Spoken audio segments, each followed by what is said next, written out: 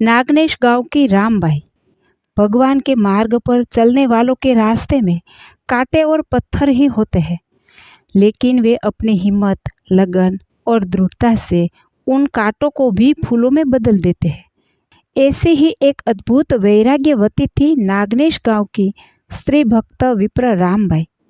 रामबाई का जीवन वैराग्य से ओतप्रोत था, जैसे वे वैराग में ही स्नान करती रहती हो। उनका मन सदैव भगवान की मूर्ति में लीन रहता और उन्होंने निश्चय कर लिया था कि वे सिवाय भगवान की मूर्ति के और कुछ नहीं देखेगी।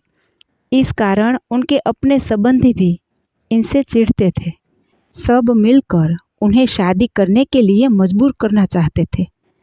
समाज के लोग मिलकर महाराज के पास पहुँचे और बोले, अगर रामबाई विवाह नहीं करेगी तो हमारी समाज में इज्जत ही नहीं बचेगी। आप ही उन्हें समझा सकते हैं।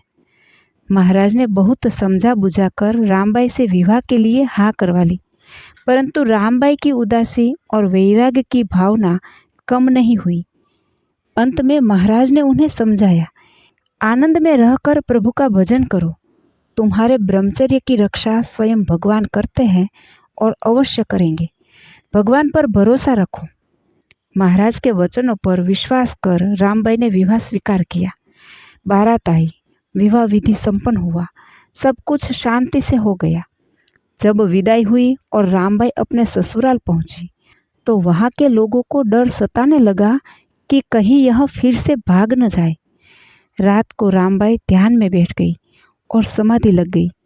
सास और ननंद ने उन्हें कई बार बुलाया, पर रामबाई तो शरीर में ही नहीं थी। जब समाधि टूटी तो रात बीत चुकी थी। ऐसा 3 रात तक चला।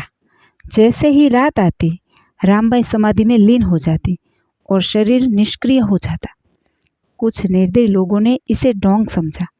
उन्होंने कहा, ये तो ढोंगी है, बहाना कर रही है। बांधकर किले के ऊपर से फेंक दो, सब सच्चाई बाहर आ जाएगी। 2 व्यक्तियों ने तुरंत ही उनके पैरों में रस्सी बांधी और उन्हें उठाकर किले पर ले गए। उसी क्षण रामबाई ने महाराज का स्मरण किया।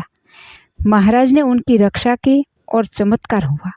रामबाई आकाश मार्ग से उड़कर सीधे गढ़ा दादा के दरबार में महाराज के सानिध्य में पहुंच गई। इधर उनके पति को 3 दिन तक तीव्र दस्त और उल्टियां होती रही और अंततः उसकी मृत्यु हो गई। रामबाई ने आजीवन प्रभु का भजन करते हुए मोटी बाई की सेवा में अपना जीवन समर्पित कर दिया। जय श्री स्वामीनारायण।